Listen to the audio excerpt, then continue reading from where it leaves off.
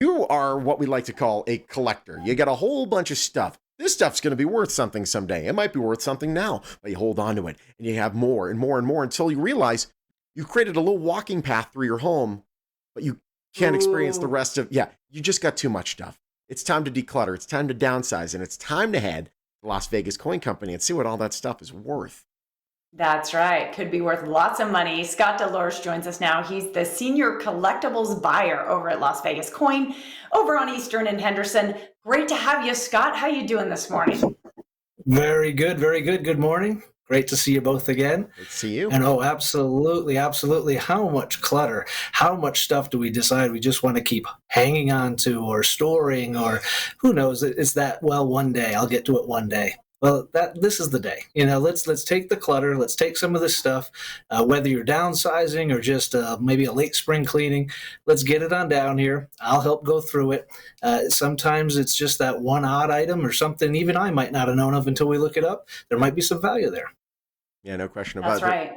Some people cling on to the Beanie Babies, or they just hold on to that thing that's weird, and they're like, I don't even know what this is, but it's weird and I like it. It's got to be something. So how do you, when we bring it into you, how are you able to make an educated offer on it if it's something you haven't seen before? How do you It is a good question. Unfortunately, when you mentioned Beanie Babies, I can tell you ahead of time that I think we did a previous segment that we're not going to probably find any value. That came and went like the old tulip days. What we're doing is we look at comps. We're looking at completed data. I use the likes of WorthPoint, eBay, even Heritage Auction. I've got some tools that can bring us back as far as 20 plus years to see if it's an obscure item. But mostly we're looking for items that maybe have sold in the last couple of months. So we're going to get to see comps or an idea of what this thing's selling for. It amazes not only the client, but sometimes myself. When an obscure item comes in, we do tend to find it. I'm able to hunt it down. Somebody somewhere's put it out online. They've put it up for offer, and we can find a value for it. Now, it does happen that sometimes we just don't. It's a one-off or a real oddity, and at that point we may just have to come to an agreement together, or maybe that's time to just keep that one particular item, give it to the kids. Yeah. It's so interesting what has value and what doesn't, Scott. And sorry, really unfortunate about those Beanie Babies. I have a friend who's got a whole garage full of them from the 80s.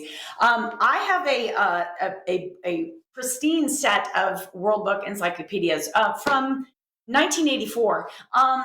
I feel like they might be really valuable, but sometimes, like you said, you just don't know until you come in and sit down and talk to you. Can we just walk in the store anytime with our item? That's the best thing to do.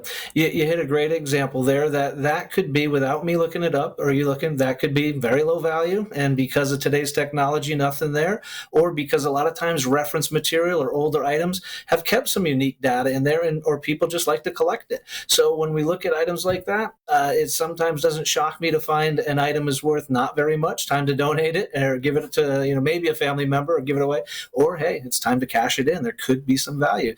You never have to worry about what the item is. You can come on down with it. There's not even an appointment necessary. You bring it in. We're going to go through it. If it's something I'm very familiar with, I may say, oh no, that's not for us. But in most cases, I'm going to give it, a good look. We're going to spend the time. We're going to find out what the value of that item is for you. We're running out of time, but there's one thing when I think of collectibles, I think of Disney. Man, oh man, if you're a Disney fan, you are a Disney fan, and you just collect a whole bunch of stuff. You actually have something that's Disney-esque with you. Well, it is, and I think they're going to show the pictures of the set, but oddly enough, someone came in with this type of item, and this is actually only one of a whole set, and it was like yard art. It's like those yard gnomes, something that somebody put out. It was decorative or fun. I don't know. I'm glad they didn't decide to throw it away. As it came in, I thought, let's look it up. These little guys are worth hundreds of dollars each. So again, before you decide to donate it, give it away, yard sale it, bring it on down. I'll give it a fair shot. We'll see what the value is. If there's some money there, we're going to make a cash offer. If not, then at least you finally know. No question. Fun, Scott. Thank you so much.